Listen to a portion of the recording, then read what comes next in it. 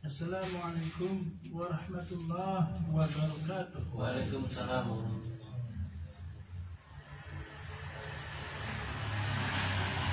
Tubuh kita membutuhkan energi sebagaimana jiwa kita juga membutuhkannya. Kalian tidak akan mampu terbang hanya bila mempunyai satu sayap.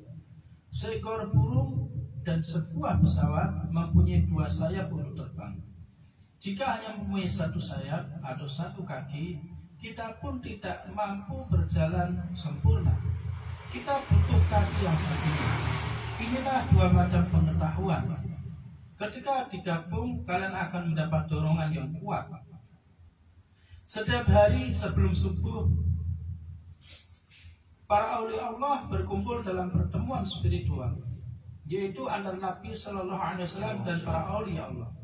Jika para aulia Allah zaman sekarang melihat murid-muridnya berada dalam kesulitan, mereka memohon izin pada Nabi Shallallahu Alaihi Wasallam agar membaiat murid-muridnya tanpa mereka harus membawa tanggung jawab itu.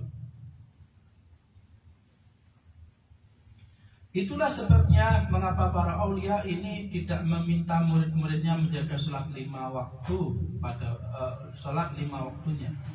Hal ini tidak berarti mereka tidak sholat. Tidak mungkin seperti itu. Karena mereka bukan manusia yang lebih baik dari Nabi Sallallahu Alaihi Wasallam. Mengapa semua orang berselawat dan memuji Nabi Sallallahu Alaihi Wasallam? Jika Nabi Sallallahu Alaihi Wasallam adalah seorang ahli ibadah yang pertama, baik secara fisik maupun spiritual, bagaimana mungkin para syekh memerintahkan pengikut mereka untuk meninggalkan sholat? Hal ini tidak benar. Namun mereka tidak perlu terus mengingatkan hal ini pada pengikutnya. Saya akan memberi satu contoh tentang makna di balik hal ini. Salah satu grand syekh dari Thariqah Naqsbandi ini, Sayyidina Muhammad Bapak As-Samasi Qudsurusrahu, aulia besar yang mempunyai mazar atau padepokan ibadah di Uzbekistan.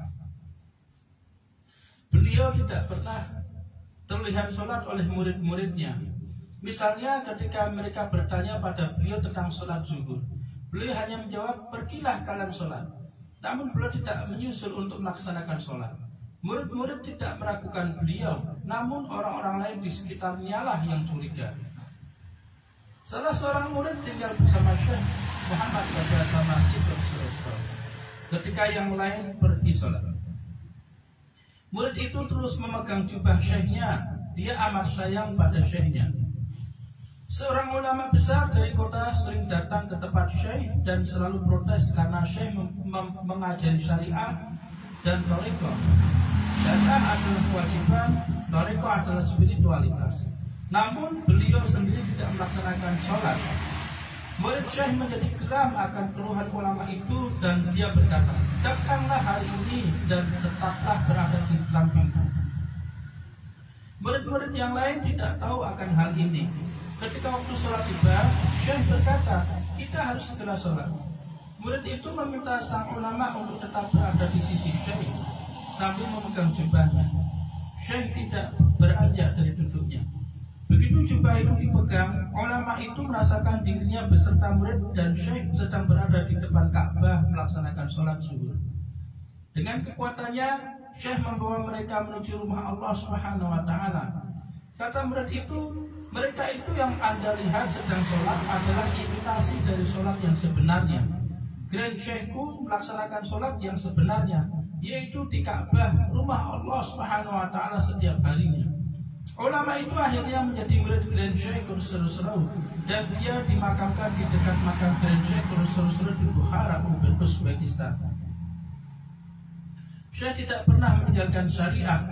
Janganlah kalian mengatakan Syekh tidak beribadah, jadi kami juga tidak. Kami hanya ingin spiritualitas. Ini adalah hal yang salah.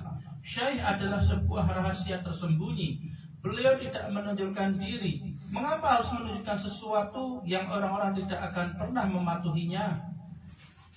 Beliau ingin mereka datang dan mengatakan, kami ingin melakukannya. Namun bila beliau menyuruh mereka untuk melakukan sesuatu dan ternyata hanya dilakukan sementara waktu untuk kemudian ditinggalkan, maka mereka akan berada dalam kesulitan besar.